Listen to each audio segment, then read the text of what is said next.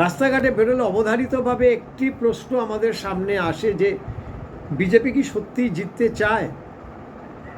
আর দ্বিতীয় প্রশ্ন যেটা, যে তৃণমূল আর বিজেপি তলায় তলায় সেটিং আছে, এই লড়াইটা আসলে বাইনারি একটা লড়াই, মানুষের চোখকে ধুলো দেওয়ার জন্য। এবারে যদি আমি এটাকে বিশ্লেষণ করি, তাহলে একটা নির্বাচন কৌশল বা নির্বাচন জেতার জন্য তিনটে এম দরকার।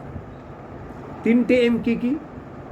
M for man power, M for muscle power এবং এম ফর মানি পাওয়ার। এই মুহূর্তে বঙ্গ বিজেপি, তাদের কাছে মানি পাওয়ার রয়েছে, ম্যান পাওয়ার রয়েছে, কিন্তু মাসেল পাওয়ার তো বিজেপির নেই। মাসেল পাওয়ার বলতে চোর, গুন্ডা, বদমাশ, ভোট লুটেরা, এরা শুধু আছে তারা নয়। এই মাসেল পাওয়ারের মধ্যে মূলত হচ্ছে মেশিনারি, ভোট মেশিনারি। আর এই ভোট মেশিনারির মধ্যে যারা ভোট করায়, অর্থাৎ এই ভোট কর্মী যারা, তারা রাজ্যের অধিকাংশই রাজ্য পুলিশ এদেরকে সহযোগিতা করে। ফলে রাজ্য পুলিশকে দিয়ে যদি ভোট হয়, তাহলে এই তিনটে এমের মধ্যে সবথেকে শক্তিশালী যে এমটি, এই মাসেল পাওয়ার, সেখানেই তো বিজেপি গোল্লা। তার ওপরে আরও একটা এম পশ্চিমবঙ্গে বসে আছে, তার নাম হচ্ছে মমতা ব্যানার্জি। তার জনপ্রিয়তা অনেকটাই হয়তো আগের থেকে কমেছে, ফিকে হয়েছে, কিন্তু এখনও অ্যাজ এ পলিটিশিয়ান পশ্চিমবঙ্গে মমতা ব্যানার্জির পরের লোকটিকে খুঁজতে গেলে দূরবীন দিয়ে খুঁজতে হবে। ফলে বিজেপির এক, এই মাসেল পাওয়ার অর্থাৎ ভোট মেশিনারি, এবং দুই, মমতা ব্যানার্জি, তাকে হারানো দুঃসাধ্য শুধু না, এটা একটা অবাস্তব বলেই মনে হয়। কিন্তু এটা বাস্তব হতে পারে। এই মাসেল পাওয়ারের সবথেকে বড় অংশ যেটা, সেটা হচ্ছে পুলিশ। পশ্চিমবঙ্গে পুলিশকে যদি সরিয়ে দিয়ে এই ভোট হয়, তাহলে অনেক হিসেব গণ্ডগোল হয়ে যাবে। গতকালই একজন উচ্চপদস্থ পুলিশ আধিকারিকের সঙ্গে কথা হচ্ছিল। তিনি বলছিলেন যে 68% যে রুরাল ভোট, অর্থাৎ গ্রামীণ এলাকার যে ভোটগুলি হয়, আক্ষরিক অর্থে সেখানে কোনো ভোট হয় না। পশ্চিমবঙ্গ পুলিশ এই ভোটটা শাসক দলের পক্ষে যাতে হয়, তার সমস্ত রকম ব্যবস্থা করে। এবং আমরা যখন কভারেজ করতে গেছি, আমরা দেখেছি যে পুলিশের কি ভূমিকা। কেন্দ্রীয় বাহিনীকে কাঠের পুতুলের মতো দাঁড় করিয়ে রেখে দিয়ে অবাধে ছাপ্পা ভোট পড়ছে, অবাধে ইভিএম লুট হচ্ছে, সমস্ত কিছু নাকের ডগায় হচ্ছে, এবং রাজ্য পুলিশ সেখানটায় নির্বাক দর্শক।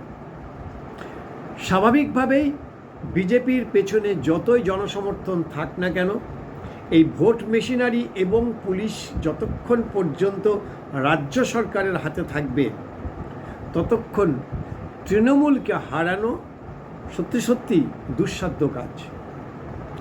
জানি না এর পরবর্তীকালে এবারের নির্বাচন কিভাবে হবে। রাজ্য পুলিশের হাতে রেখেই কি নির্বাচন হবে, নাকি এই নির্বাচনে অন্য কোনো কিছু আমরা দৃশ্যপট দেখতে পাব?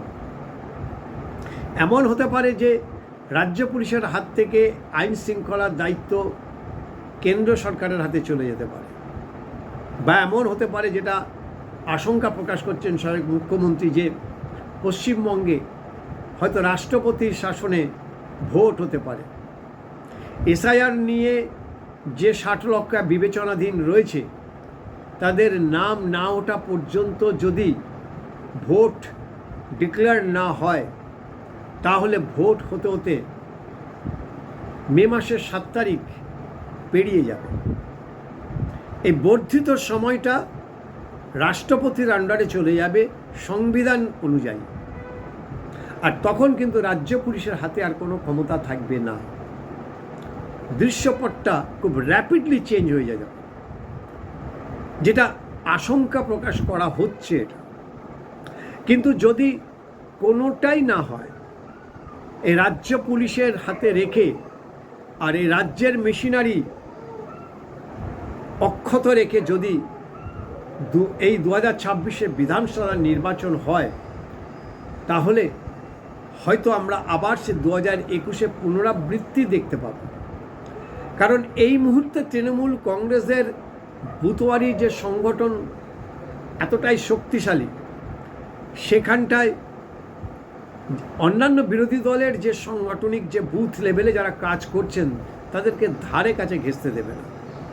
আর এই যে 68% গ্রামীণ ভোট আছে, এই গ্রামীণ ভোটের মধ্যে অধিকাংশই হচ্ছে মুসলিম সম্প্রদায়ের ভোট।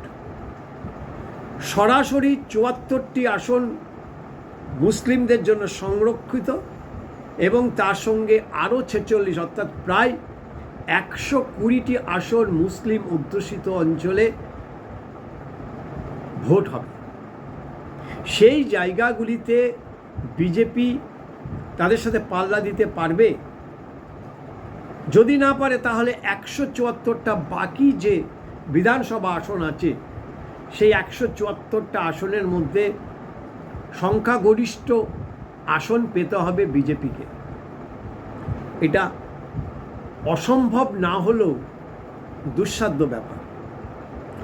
যদিও বিজেপি এবং তৃণমূলের মধ্যে ভোটের ফারাক 52 থেকে 53 লক্ষ, আর পোলারাইজেশন ভোট যে পোলারাইজড হয়েছে এ কথা সকলেই জানে।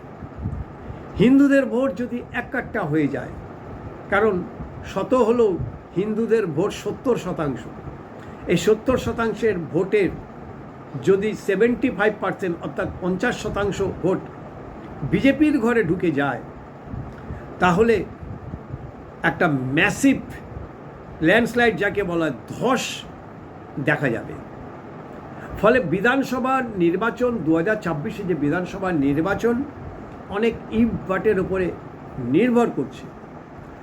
আগামী 1 সপ্তাহ এবং 10 দিন পশ্চিমবঙ্গের এই বিধানসভা নির্বাচন কোন খাতে বইছে, কোন দলের দিকে পাল্লা ভারী হচ্ছে, কি পরিস্থিতি তৈরি হবে সেটা সময় বলবে। কিন্তু মাসেল পাওয়ার এবং পশ্চিমবঙ্গ পুলিশের হাতে রেখে যদি ভোট হয়, তাহলে বিজেপি এই বাংলাকে জয় করার জন্য যে স্বপ্ন দেখছে সেটা আদৌ কতটা সফল হবে সেটা নিয়ে কিন্তু যথেষ্ট একটা সন্দেহ থেকে যাচ্ছে।